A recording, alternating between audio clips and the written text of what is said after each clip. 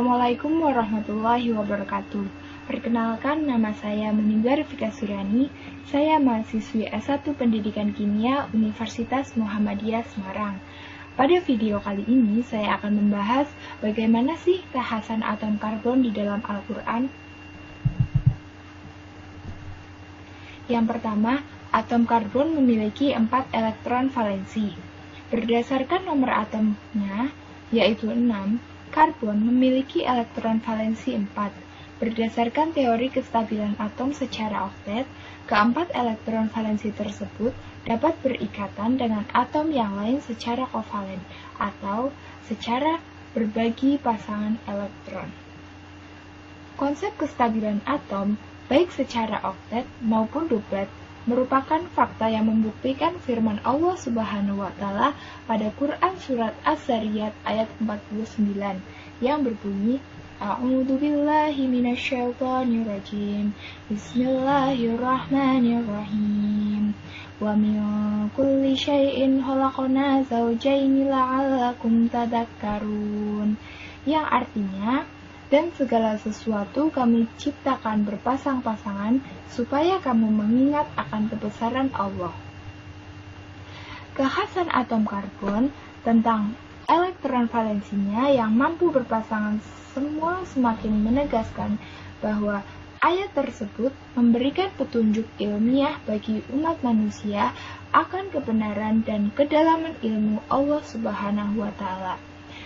Dia menciptakan segala sesuatu beserta pasangannya, seperti siang dengan malam, pria dengan wanita, positif dengan negatif, dan lain-lain. Surat tersebut bermakna setiap ciptaan Allah memiliki pasangannya, di mana dalam konteks ini, atom karbon dapat berpasangan dengan atom yang lebih elektronegatif atau atom yang lebih elektropositif.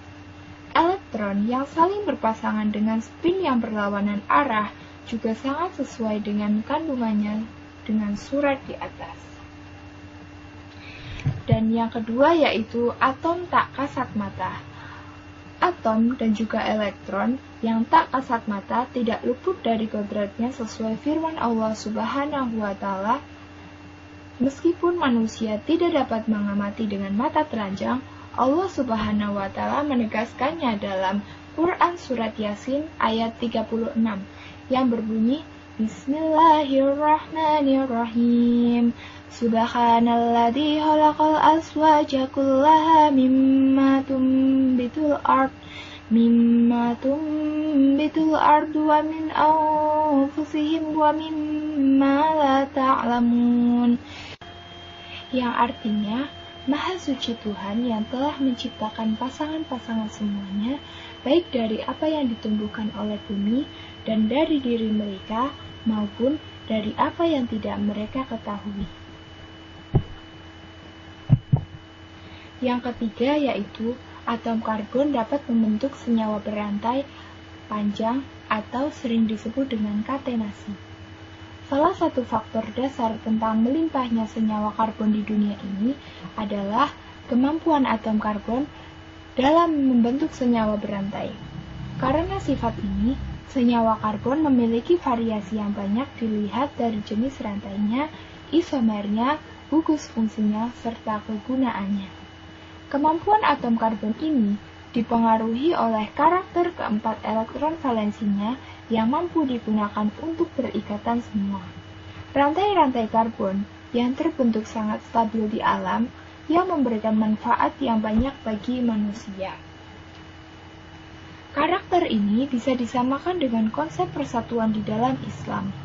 Persatuan umat Islam merupakan tujuan syariat Islam yang paling penting. Dengan adanya persatuan umat Islam, kelestarian dakwah dan ajaran Islam akan terjaga di dunia ini. Secara umum, persatuan dapat menjaga kestabilan kehidupan bermasyarakat dan mewujudkan cita-cita bersama. Allah berfirman pada Quran Surat Al-Hujurat ayat 10 yang berbunyi, Bismillahirrahmanirrahim. Innamal mu'minuna ikhwatun fa aslihu baina akhwaykum فأصلحوا بين أخويكم واتقوا الله لعلكم ترحمون, yang artinya sesungguhnya orang-orang mukmin adalah bersaudara, karena itu damaikanlah kedua saudara kalian dan bertakwalah kalian kepada Allah supaya kalian mendapatkan rahmat. Dengan persatuan, tujuan manusia untuk menyembah dan mendapatkan Allah Subhanahu wa Ta'ala dapat terwujud. Tanpa persatuan antar atom karbon dalam membentuk rantai, keberadaan senyawa karbon di dunia ini tidak akan melimpah seperti saat ini. Secara empiris, senyawa karbon rantai panjang dapat mempertahankan sifat alaminya sebagai molekul nonpolar. Contohnya adalah alkohol dengan rantai atom C lebih dari 4 memiliki kelarutan yang menurun di dalam air. Fakta ini mengandung makna filosofis bahwa cita-cita bersama dapat terwujud dengan adanya persatuan. Dalam senyawa polimer, atom monomer atom C yang satu akan dikuatkan oleh atom monomer C yang lainnya. Fakta ini menegaskan bahwa satu akidah yang sama sebagai umat muslim merupakan modal utama untuk saling menguatkan antara satu dengan yang lainnya. Yang keempat yaitu ikatan dalam senyawa karbon. Senyawa karbon terbentuk karena adanya ikatan kovalen yang disebabkan oleh peristiwa saling berbagi elektron. Ikatan yang terbentuk relatif kuat yang dibuktikan dengan karakter ikatan antar atom C yang tidak reaktif. Energi ikatannya juga relatif besar. Berdasarkan teori ikatan valensi, ikatan antar atom C dapat berupa ikatan tunggal dan dapat berupa ikatan rangkap. Ikatan rangkap antar atom C terjadi karena dua jenis ikatan, yaitu ikatan sigma dan ikatan pi. Makna filosofi dari ikatan dalam senyawa karbon ini adalah jika kita saling berbagi dengan sesama, maka hubungan kita dengan orang lain akan harmonis. Sesuai dengan sabda Rasulullah SAW dalam hadis yang berbunyi, sedekah kepada orang miskin hanya mendapatkan pahalanya sedekah saja. Sedangkan sedekah kepada sanak kerabat mengandung dua keutamaan, yaitu sedekah dan menyambung tali kekerabatan. Berbagi dengan sanak saudara akan menguatkan tali silaturahmi sehingga akan menjauhkan diri dan keluarga dari penyakit hati dan perpecahan. Ikatan stigma lebih kuat karena konsep interaksinya adalah sharing elektron di dalam orbital hibrida hasil tumpang tindih orbitalnya. Kata kunci sharing elektron ini yang biasa kita aktualisasikan dalam kehidupan untuk saling berbagi dengan keluarga dan orang-orang di sekitar kita untuk menguatkan tali persaudaraan. Saling berbagi memiliki makna yang luas, salah satunya yaitu saling tolong-menolong dan bergotong royong. Kestabilan ikatan stigma mencerminkan hasil dari gotong royong antar atom C dalam memenuhi energi aktivasi sehingga membentuk ikatan yang kuat. Sehingga, sebagai makhluk sosial, Islam sangat menekankan pada kaum muslimin khususnya untuk selalu bergotong royong dan saling tolong-menolong dalam mewujudkan cita-cita bersama. Hal ini sesuai dengan firman Allah Subhanahu wa Ta'ala dalam Quran Surat Al-Ma'idah ayat 2 yang artinya, dan tolong-menolonglah kamu dalam mengerjakan kebaikan dan takwa, dan jangan tolong-menolong dalam berbuat dosa dan pelanggaran, dan bertakwalah kamu kepada Allah, sesungguhnya Allah amat berat siksanya.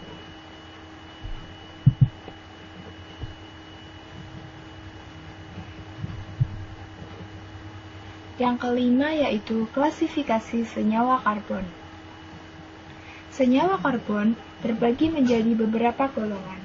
Secara garis besar, pembagiannya didasarkan pada jenis rantainya, yaitu rantai terbuka atau sering disebut dengan alifatik, rantai tertutup atau sering disebut dengan alisiklik, dan aromatis atau benzena dan turunannya. Pada umumnya, senyawa karbon dan golongan hidrokarbon memiliki struktur rantai panjang atau siklik sehingga perlu proses perengkahan agar diperoleh produk yang dibutuhkan. Klasifikasi senyawa karbon berdasarkan jenis ikatannya terdiri dari senyawa karbon yang berikatan tunggal, ikatan rangkap 2, dan ikatan rangkap 3.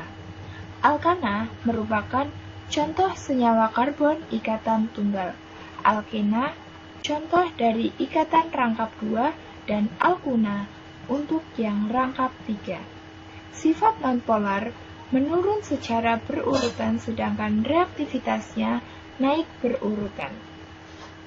Hal ini berkaitan jenis ikatannya.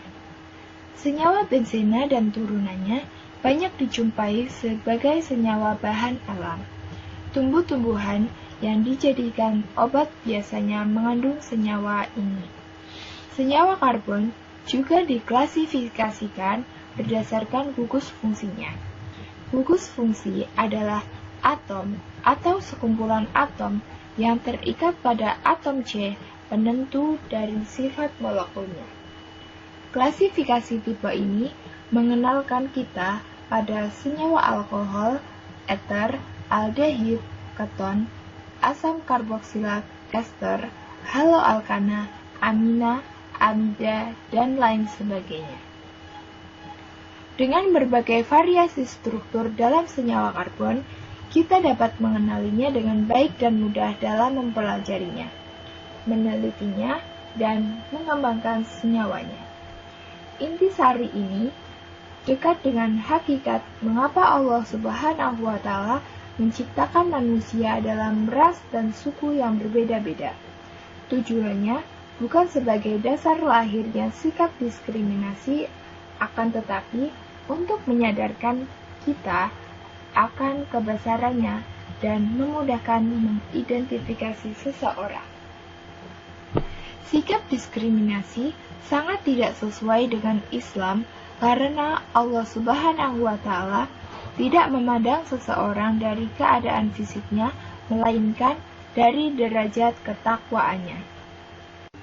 Hal ini sesuai dengan firman Allah Subhanahu wa Ta'ala dalam Quran Surat Al-Hujurat ayat 13 yang artinya, "Hai manusia, sesungguhnya kami menciptakan kamu dari seorang laki-laki dan seorang perempuan, dan menjadikan kamu berbangsa-bangsa dan bersuku-suku supaya kamu saling mengenal. Sesungguhnya, orang yang paling mulia di antara kamu di sisi Allah adalah orang yang paling bertakwa di antara kamu. Sesungguhnya, Allah Maha Mengetahui lagi Maha Mengenal." Dengan mengetahui keadaan fisik seseorang, manusia bisa mengembangkan pergaulannya melalui penyesuaian diri pada budayanya. Manusia juga dapat mengembangkan ilmunya di bidang sosial seperti psikologi, sejarah, antropologi, dan lain-lain. Serta, manusia dapat meneguhkan iman pada kebesaran Allah bagi kaum muslimin. Orang akan mengetahui bagaimana berkomunikasi dengan orang Cina dan Afrika di kimia. Orang akan tahu lemak larut dalam alkohol atau eter setelah belajar materi senyawa karbon. Masalah besar akan hadir apabila segala sesuatu di dunia ini diciptakan seragam. Kemudian, senyawa karbon memiliki variasi yang banyak diikuti oleh kegunaan dan aplikasi yang juga beragam. Kegunaannya memiliki peran yang sangat strategis bagi kehidupan manusia modern saat ini, mulai dari makanan, obat, bahan bakar, dan masih banyak lagi. Setiap jenis manfaat dan aplikasinya selalu dipengaruhi oleh struktur senyawa yang menyusunnya. Hikmah diciptakannya berbeda-beda menurut Islam. Berikutnya adalah untuk memberikan manfaat yang dibutuhkan oleh manusia. Segala sesuatu yang diciptakan Allah Subhanahu wa Ta'ala di dunia ini tidak akan sia-sia, bermanfaat untuk menunjang kehidupan manusia, serta sebagai media pengingat dan pembelajaran bagi manusia. Allah Subhanahu wa Ta'ala telah berfirman dalam Quran surat As-Saff ayat 27, yang artinya, dan kami menciptakan langit dan bumi dan apa yang ada di antara keduanya tanpa hikmah. Yang demikian itu adalah anggapan orang-orang kafir, maka celakalah orang-orang kafir itu karena mereka akan masuk ke neraka. Kemudian, reaksi dalam senyawa karbon. Senyawa karbon dapat mengalami penyusunan ulang strukturnya melalui reaksi kimia. Reaksi khas yang terjadi di dalam senyawa karbon berhubungan erat dengan elektronegativitas atom antara reaktan dengan target yang melahirkan istilah nukleofil dan elektrofil. Nukleofil dipahami sebagai sekumpulan atom atau molekul atau ion yang tertarik pada atom yang miskin elektron. Sedangkan elektrofil sebagai spesies yang tertarik pada atom yang kaya pada elektron. Melalui konsep ini, tipe-tipe reaksi senyawa karbon terbagi menjadi 3, yang meliputi reaksi substitusi, reaksi adisi, dan reaksi eliminasi. Hal ini sama dengan konsep hijrah karena Allah Subhanahu wa Ta'ala. Nabi Shallallahu Alaihi Wasallam bersabda dalam hadis yang berbunyi, sesungguhnya jika engkau meninggalkan sesuatu karena Allah, niscaya Allah akan memberi ganti padamu dengan yang lebih baik. Pada senyawa karbon tak jenuh memiliki kerapatan elektron yang tinggi di antara atom C yang bertipe sp2 atau sp dalam hibridisasinya. Elektron-elektron tersebut kemudian membentuk pola interaksi secara lateral pada orbitalnya yang selanjutnya dikenal sebagai ikatan pi. Ikatan pi relatif lebih lemah dibandingkan dengan ikatan sigma, karena pasangan elektronnya tidak mendiami orbital hibrida dan orbital gabungan hasil dari interaksi secara aksial. Ikatan pi ini berenergi tinggi sehingga membutuhkan atom lain yang sifat elektrofilnya untuk diberikan pasangan elektronnya. Senyawa ikatan pi ini bisa dikatakan kaya elektron sehingga dipandang mampu mendonorkan pasangan elektronnya kepada atom yang lebih miskin elektron seperti H+. Ketika pasangan elektron di ikatan pi ini telah digunakan C untuk menarik H atau elektrofil, atom C yang satunya akan menjadi karbokation. Suatu atom C bermuatan positif atau miskin elektron karena elektronnya telah digunakan untuk mengikat elektrofil. Karbokation ini selanjutnya akan distabilkan oleh nukleofil yang lain melalui donor pasangan elektronnya. Di dalam konsep ibadah dan muamalah, Allah Subhanahu wa Ta'ala menyebutkan bahwa orang-orang yang beriman dan bertakwa diwajibkan untuk selalu memberi sebagian hartanya kepada keluarga, anak-anak yatim, fakir miskin, dan orang-orang yang membutuhkan bantuan. Konsep ini dikenal dengan istilah sedekah. Hal ini sesuai dengan firman Allah pada Quran Surat Al-Baqarah ayat 177, yang artinya, bukanlah menghadapkan wajahmu ke arah timur dan barat itu suatu kebajikan, akan tetapi sesungguhnya kebajikan itu ialah beriman kepada Allah. Hari kemudian, malaikat-malaikat, kitab-kitab, nabi-nabi, dan memberikan harta yang dicintainya kepada kerabatnya, anak yatim, orang-orang miskin, musafir, dan orang-orang yang meminta-minta, dan hamba sahaya, mendirikan sholat dan menunaikan zakat, dan orang-orang yang menepati janjinya apabila ia berjanji, dan orang-orang yang sabar dalam kesempitan, penderitaan, dan dalam peperangan.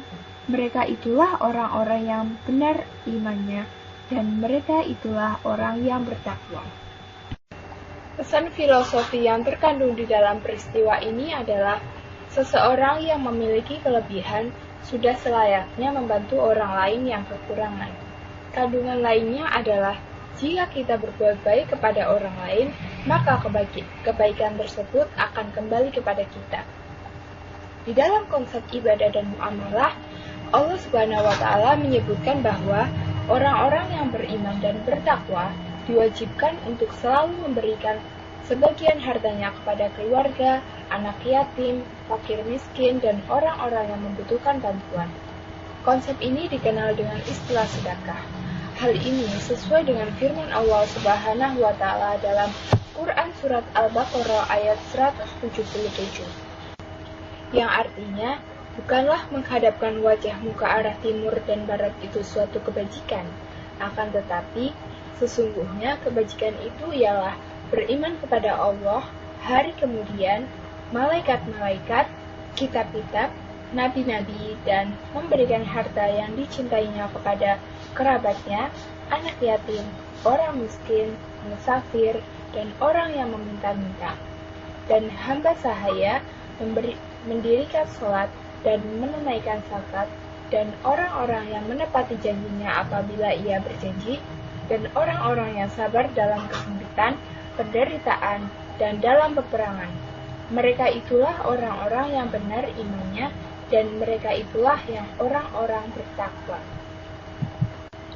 Orang yang dengan ikhlas memberikan sebagian hartanya pada sanak famili atau orang lain yang membutuhkan, akan mencapai kestabilan seperti atom C yang telah melakukan reaksi adisi.